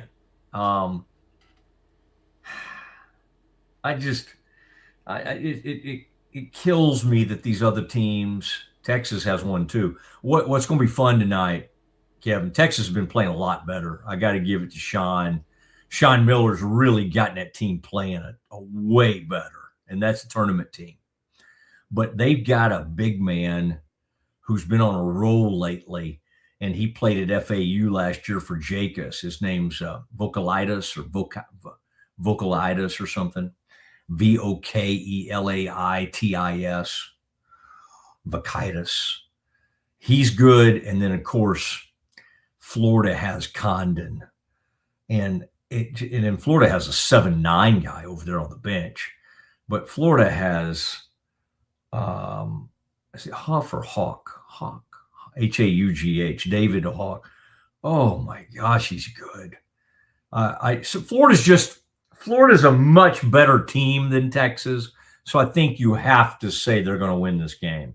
But Texas could definitely cover. And this will be a fun crowd. I mean, what a great game that's going to be. That's why, Kevin, I don't understand why we, this need of, oh, please, let's get all these. This time of year, we need more non-conference games. Hey, I had no problem with the one-off the other night, Michigan and Duke. It was fun. I don't know when it was planned, maybe the year before, but it was 1 versus 3, and it was fun. But I see no reason why we desperately need these non-conference games in the middle of the season. The conference games are fine. I'm sure occasionally we get a weekend of no good games, but for the most part, these are really good games. All right, Kev, good stuff. My goodness, man, what a day it's been with DJ, and then and man, I just looked up and I'd been so looking forward to talking to DJ, Kevin. I know this shocked you about me, but I probably took him a little longer than I had intended to. But great to catch up with him and have that visit. And I tell you what we'll do next. We'll react to some of that, but I want to go to the NFL Combine, and there's stuff happening there. And some of it includes the Cowboys kicker. Are the Cowboys going to mess this thing up? That is next. Ready for a better kind of primary care? At Patient First Direct Primary Care, you get unlimited office visits with same-day or next-day availability. And instead of rushed appointments, we take the time to actually listen. There are no insurance hassles, just clear, simple care. You can reach us by phone or text because access shouldn't be complicated. Our practice has expanded to include Medicare-age patients as part of our direct primary care model. It's a fresh alternative to the traditional insurance or government-driven systems, care that finally puts you first. For more information, go to patientfirstdirect.com. When you strive for greatness, you have a target on your back. And when it comes to finances, we're all targets for scammers. With the right game plan, you can protect yourself. Don't get faked by fraud. Here's a tip. No reputable company or government agency will ever ask you to pay them with gift cards, Bitcoin, or a person-to-person payment app. Scammers use these options because the money can't be traced. Just don't do it. This message is brought to you by Central National Bank. Bubble wasn't here. I don't know what people would be doing, like making PowerPoints or something. I love that I can sit down and build something the way that I think it should be built. Bubble turns ideas into fully scalable apps. Try Bubble today. At Covers and All, we've revolutionized protective solutions with cutting-edge, customizable covers, tarps, and curtains. We deliver premier protection at affordable prices and express shipping. Visit coversandall.com today for the perfect fit, guaranteed to last. Better sleep, inspired by nature. Your back, hips, and shoulders will fall into perfect alignment in any position, meaning that you get deeper, more comfortable rest. Visit ecoterrabeds.com. Cleanse your body of accumulated toxins and embark on your wellness journey at your own pace. At Global Healing, we provide premium supplements to help your body heal naturally. Start your healing journey today at globalhealing.com and organichemp.com. Relax with Hemp Delicious. Organically grown hemp, massively blended with delicious organic herbs, responsibly sourced for their holistic benefits. Each sip offers calming, antioxidant-rich wellness. Brewed just for you. Sip the calm with Hemp Delicious. Is your Mac running slow? Mac Booster 8 is your all-in-one solution to clean up 20 types of junk files. Get your Mac running like new again with Mac Booster 8. Visit macboost.net today. I know you're gonna love this Kodak Dot Plus printer. You guys just connect it to your smartphone. I can assure you, you are going to love this printer as much as my family has. You guys have to check it out for yourself. At Mapiful, we believe in celebrating your journey. Our unique personalized products are designed to boost your confidence. From custom home decor to meaningful gifts, we help you cherish the memories that make you who you are. Visit mapiful.com and start celebrating your story today. And now back to the Mosley Show. And I'll tell you what we'll do for anybody who missed it live with DJ Lagway. We'll obviously get a lot of things out there, some shorts from that, some videos, and we'll get the whole thing out on social media so you can experience that. And you know, it'll be interesting to watch and just kind of see, you know, how DJ Lagway, how they use him, how he fits in to the offense. They're going to build this thing around him, and they're going to build these this team of wide receivers around him. And man, it's going to be a fascinating process. Kev, I did not find him to be real. I would say in terms of providing us with like detailed, you know, I kind of wanted to hear about like certain players and everything, but I think he kind of likes talking about all of them in general. But I just think he's getting to know them, and they'll lay this thing out there and see where it goes. But we got the combine going right now. Some interesting news that came out, Kev, is that the Denver Broncos just went and hired the Colorado Buffaloes defensive coordinator. I mean, you know, Deion's sitting there just trying to get ready for spring practice and the season. This will be a better one because last year when he arrived at the media days, he had to miss spring practice and he was having to go through a lot physically. And Sean Payton just went ahead and hired Colorado's defensive coordinator, Robert Livingston, as the Broncos' defensive passing game coordinator to replace Jim Leonard, who became the defensive coordinator with the Buffalo Bills. Wow. I mean, that's a tough deal to feel like you're fine, and that's one part of the team you feel okay about, and then Sean Payton and the Broncos just come right down the road and take your defensive coordinator. That is not the coolest thing that Sean could have done. One interesting formal interview the Cowboys have done. Cassius Howell, the A&M defensive end, the A&M edge rusher. He said the team put him through a mini install with their 3-4 scheme, and he could see how he would have a role in Christian Parker's defense. Boy, Cassius Howell was one of these players that A&M brought in from Bowling Green. And then in his 2 years at A&M, he just got better and better. And at some point, he became twitchy and great with his, he was impossible to stop. And in fact, even in that losing effort against Miami, he's out there playing. Of course, we saw those Tech defensive linemen, even in a losing effort against Oregon, play really well. But Cassius Howell is a great player, and that is somebody I think we need to watch as the Cowboys decide what they will do with the 20th pick, and of course what they'll do with the number 12 pick. We talked about Mel Kiper's mock draft the other day, and he had the Cowboys taking Mansour Delane, the cornerback out of LSU.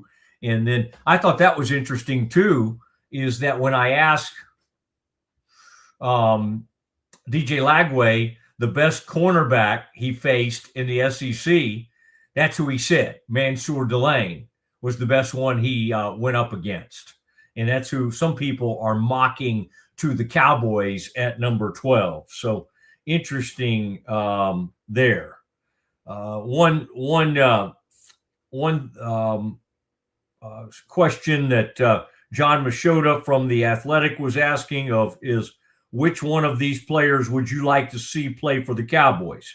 That's Arvell Reese, who told people this morning he's the linebacker from Ohio State. Is that right? Yeah.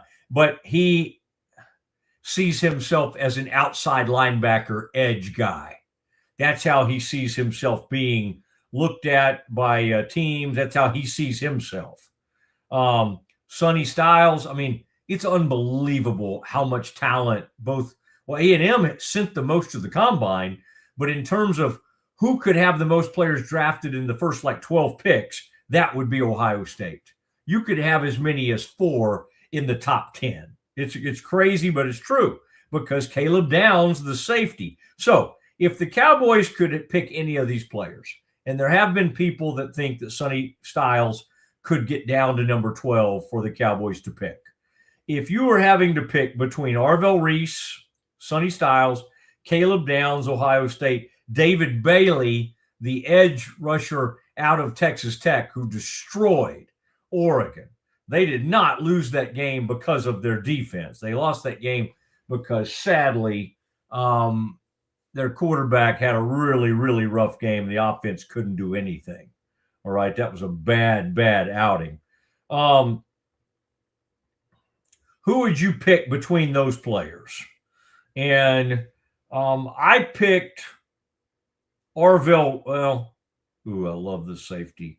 I would pick Arvell Reese at the linebacker. Out of the 1,500 votes that have come in, Kev, Caleb Downs, the safety, got 70% of them. Yes. You know why? Christian Parker. Look at what he's done everywhere he's been. He is a secondary molder.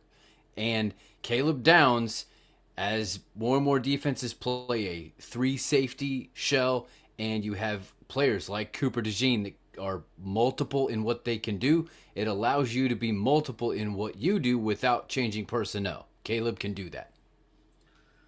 All right, and I'm going to find this clip for you, Kev. The Cowboys offensive coordinator / run game coordinator, Clayton Adams, talked to 105.3 today. And he had an interesting point. And we're talking about like the importance of the run game in today's NFL. All right. For a while, we were saying, you can find a running back wherever. Oh, it's not that important. Becoming more important. Bring it. And I'm a running back connoisseur. Let's go. I know. And Jeremiah Love is going to be a first rounder, and another Notre Dame running back is even being mentioned as a first round candidate. And let's not forget that great.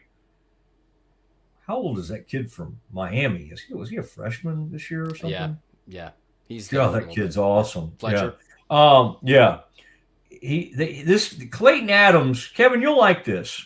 This is the offensive coordinator of the Cowboys today. He said, talking about pass rushers being so good, he said, there's a lot of these guys, they are just absolute aliens that are playing out there on the edge. Talking about the defense, the edge rushers. He said, and they're as athletic as anybody that plays professional sports at any level. Some of those guys were playing basketball or doing other sports maybe 10 to 15 years ago. So it's gotten so much more difficult to protect the quarterback that I think the world we're living in now is, all right, you're going to have to defend the run. Because one thing I know for sure, it's a lot easier to block those guys if they don't know that it's a pass. All right. I mean, the whole thing. And it sounds kind of elementary that if you're in a pass rushing down, if you're third and long, you know they're going to pin their ear back and they're coming after your quarterback. But if you can stay in the down and distances that you need and keep the run in the, keep it as part of your repertoire, then you can be better. And I thought that was an interesting point. That is why Jeremiah Love is such a valuable commodity, because not only does he run it really, really well and really hard, he also catches it very well out of the backfield. And in those situations, you can, do the extension of the run game and have a little screen pass, and that could go for the first down. Can you imagine winning a Super Bowl and the Super Bowl MVP being your running back, and then taking the approach of, well, we got some other things to do. we better just kind of let him hit free agency. I know you have to prioritize, and maybe he'll end up getting big money, and I'm not saying he doesn't deserve it, but it is interesting to have somebody play that enormous of a role in the Super Bowl and then have that happen. Matt, all right? Yeah. I feel like you are avoiding the giant-legged elephant in the room right now. What is I know that? we talked about it already, but that was at the top of the show. There is a player that needs to be signed by the Dallas Cowboys. Yeah, and I think you are a little bit too respectful of kickers, in the sense that even in the Super Bowl, you were kind of, and you're not the only one, by the way. Other people came up to me and said, what about the kicker who made all those field goals? I'm like, not even long. What are you talking about? You're not going to give the MVP to the kicker. I thought, I will admit, Kevin, I thought your point was kind of like, what's Kevin talking about? I will admit that you're not the only one who brought that up to me. Yeah, well, it was the year where we gave the Lifetime Achievement MVP to Matthew Stafford. So, and this was a guy who scored more points than ever in a single season. Yeah. So, well, but in that Super Bowl, I don't think he made a longer one than like 38 yards. I don't even know if he made a 40-something yard field goal. I would have stormed the gates had they given him the MVP. The MVP went to a man who raced around the field and had back-to-back huge plays, and that was Kenneth Walker III. And never scored a single point. I don't care. I don't care. He had a great game, and he was and he deserved it, and I'm glad. Or I would have been, and by the way, if they'd given it to Sam, I would have been okay. If they'd given it to the kicker, I would have been irate. I would have been like, the kid just made a bunch of easy field goals. Now, the Cowboys have a different animal. Speaking of elephants, this man is almost automatic, certainly outside of 50, even outside of 60 yards. He has made as long as a 65, and I think there's a chance he becomes the first kicker to make a 70-yard field goal. I think he has that kind of range, and I think he has that kind of accuracy. He is an enormous weapon. The Cowboys have offered him, according to sources, according to Clarence Hill of DLLS, we just had on a couple of weeks ago, Cowboys have tried to make him the highest paid kicker in the history of the NFL. And I think that's great. He wants more. He wants more. He and his representation have this thought of, we need to be paid like the weapon that we are. Like the fact when you get to your own 45 or anywhere you breathe on the 50, it's time. It's Brandon Aubrey time. I get it. I get both sides. I cannot, as big a weapon as he is, I have a hard time thinking the Cowboys should just, give him something insane for a kicker, like $10 to $15 million. But here for per year. But here's the going kicker rate. The kicker rate is the highest paid kicker in the game is making like 6 or 6.5, right? That's Butker. 6.5 for Butker, yes. All right. There are, I think, 7 kickers over 5. Give him $9 million, and then buy a 7. Huh? The offer is 7. I think 10 is probably kind of a negotiation tactic, and so he would take less. Is my thought. Well, maybe so. But you shouldn't mess with it. You shouldn't let it get to the thing where you have to tender him, and then next year you have to think about, putting the franchise tag on him. You don't want to make your kicker mad. Right, because here's my thought. You ready? Actually, it doesn't matter. Mad kickers or happy kickers, that doesn't really matter. There is, obviously, right now, the Cowboys want and probably need to tag George Pickens, right? But what if you get into a scenario where you can't reach an agreement with Aubrey, and now you're left with a decision to either tag your second best / best receiver, or actually your best weapon over this past season or two? Yeah, that's it's not a terrible even decision. No, it's you go ahead and use the tag on George, and you place. There's a mechanism that they can put the tender on, second round tender, I think it is, for Aubrey, and then the Cowboys, if they do that, they would have first right of refusal. If somebody came in and tried to spin something huge on him or something, Cowboys would have the ability to match. So you're not going to lose this kicker. So it's okay. How many kickers? Do not be a kicking fearmonger. Okay, so Mongerer. I looked this up. I was curious. So how many kickers in the history of the NFL have gotten the franchise tag? And we'll use this to start our landing here. How many kickers have ever gotten a franchise tag? Yes. 0. No. Wrong. 4 of them. See if you can name. If you name 2 of them. The guy at Baltimore. Who is? Justin Tucker. Okay, that's 1. either Vinatieri or Gostkowski or whatever his name was. Vinatieri, yes. Vinatieri, yes. And actually, as I'm looking at this, it is actually 3. So you've already gotten 2 out of the 3. The other one is potential for this year, so that's not actually happened. Who's so the other third?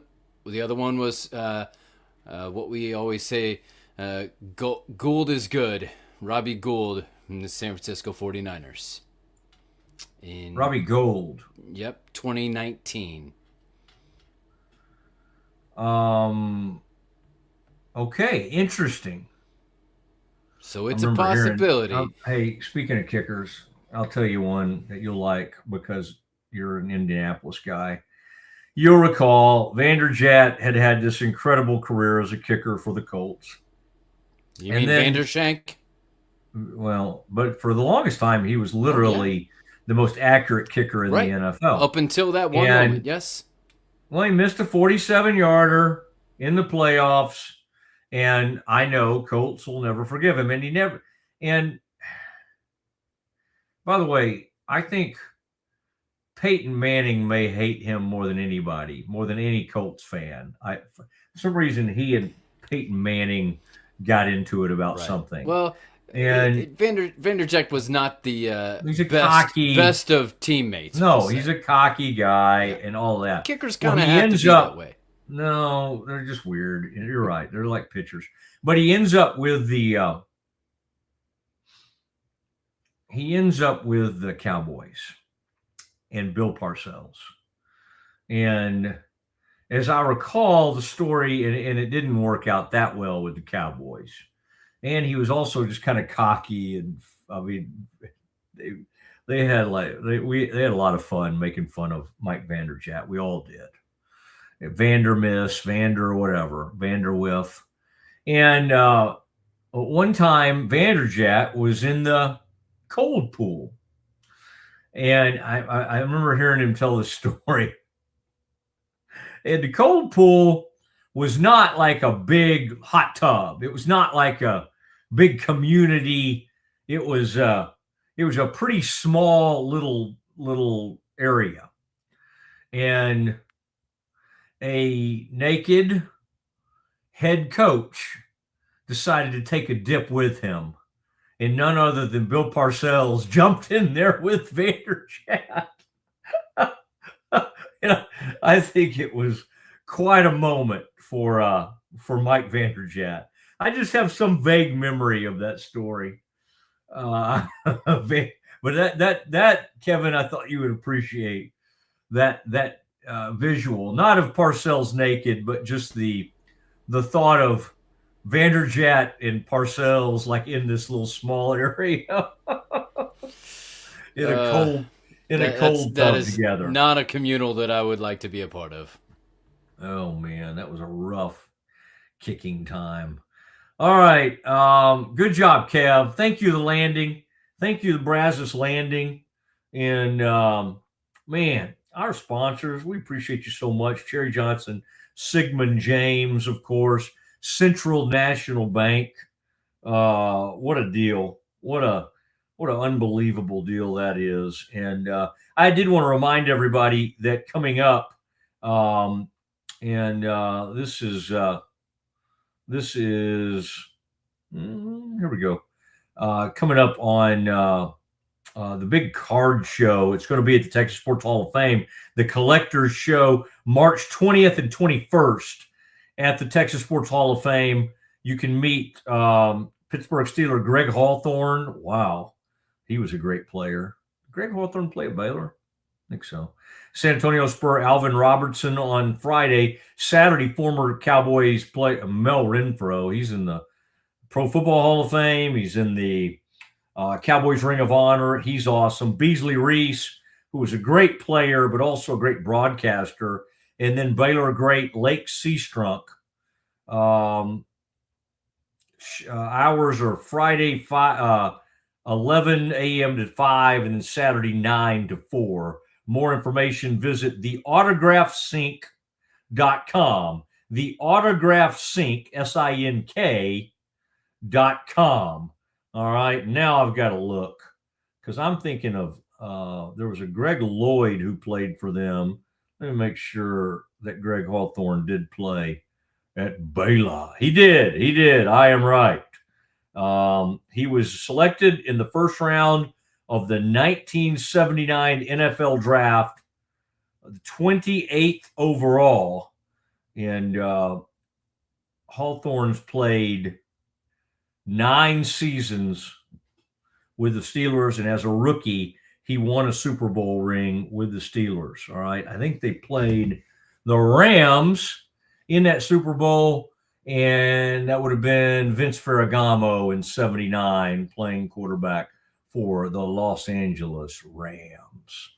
In 1979, Kevin had not quite joined us. He would have been born probably about 3 or 4 years later than that. Kevin is an 80s baby. That's crazy. Is that right? 81. Wow. Yep. Wow. I think of 80s babies is very young. I was born the same year as The Catch. Are you Gen X or millennial? Depends on where you look at. I actually choose to identify with the Gen X, the sub generation known as Zennial, a kind of blend of Gen X and millennial, where basically our entire childhood was analog and our entire adulthood is digital. And so we actually become these great chameleons and connectors within a society nowadays. Could have fooled me. You're welcome. Okay, congratulations on being a Zennial. All right. That's all we need is more Zennials in this world. Baby, I represent for Gen X. Okay. I'm right in the sweet spot, and we're proud of it. And we are basically kind of running the world at this point. I don't know if that's true, but I like to think that. It is the Mosley Show tomorrow. Thank you, Brazos Landing. Oh man, I could use some bang bang shrimp right now. We already have. It's going to be great. We've got Baylor's new defensive line coach, and I really like this guy, Ja'Cory Greer. He's really good, really interesting, and we'll be able to find out more about Joe Klanderman's defense and what they're going to do. All of that coming up tomorrow. We'll see you tomorrow on the Mosley Show at straight up 1:00. Good night. Okay. That was really great for the first time on your own. Let's maybe take a break and then we'll come back and do some more. Sounds great.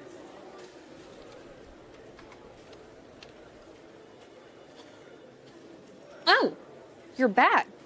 That was a fast break. I know. Hi. Would either of you be able to assist me? Yes, she'd love to help. Oh, yes. I love assist. Central National Bank, proud partner of Baylor Athletics and Baylor Women's Basketball. Hemi is back, and it's Truck Month at Allen Samuels in Waco. Get a new Ram 1500 Bone Start Crew Cab with $10,000 off or 0% financing, plus the best truck warranty in America at Allen Samuels Dodge Chrysler Jeep Ram. Come by, let's be friends.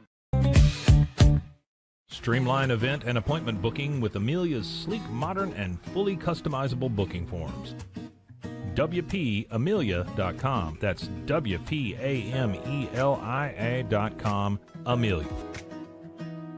Nalgene Outdoor has been your trusted companion, fueling adventures and helping protect the planet. We're committed to reducing waste, improving access to clean water, and providing simple, safe, and sustainable products for you and your family. NALGENE.com. A house is a property, but we live in homes. Home sweet home. Homes where the heart is. We aim to deliver the best home buying and selling experience so you can spend less time real estating and more time living.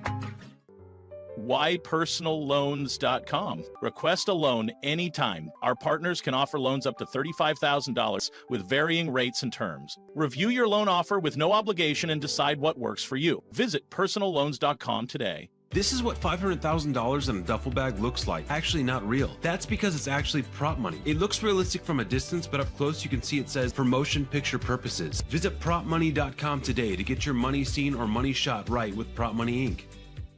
With San, owning iconic furniture no longer requires paying a premium. With over 15,000 satisfied customers worldwide, we've proven that high-quality furniture doesn't have to come with a high price tag. Explore our collection today at san.com. The U-Like Air 3, launched in 2023, ushers in a new era of sapphire ice cooling technology, offering nearly painless hair reduction in just 3 weeks. That's ULIKE.com. U-Like. VivoSun's mission is to empower growers with stylish and effective products, making indoor growing accessible and enjoyable for everyone. Visit vivosun.com today and get started making growing plants and vegetables easy and automatic.